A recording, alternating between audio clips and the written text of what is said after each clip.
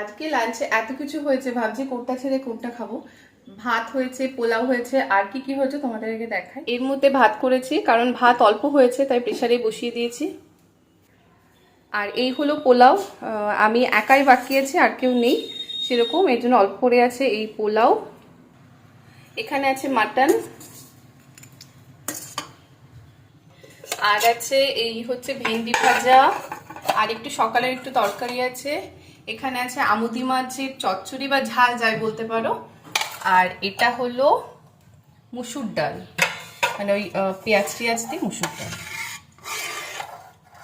আর আজকে লাঞ্চে না এমন একটা কম্বিনেশন, ভাত পোলাও দুটোই, মানে ভাতের তো আমুদি মাছ আছে, আমুদি মাছটা আমার ভালো লাগে খেতে, ডাল ভেন্ডি ভাজা দিয়ে ভালো লাগে।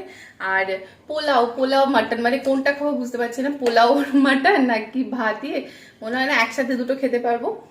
এগুলো থাকবে, এগুলো রাতে হয়ে যাবে। আর পোলাও আর মাটনটাই খাবো। মাটনটা আমি কষার সময় একটু খেয়েছিলাম, ভালো হয়েছে, সবাই খেয়ে ভালোই বলেছে। এখন আর এই যে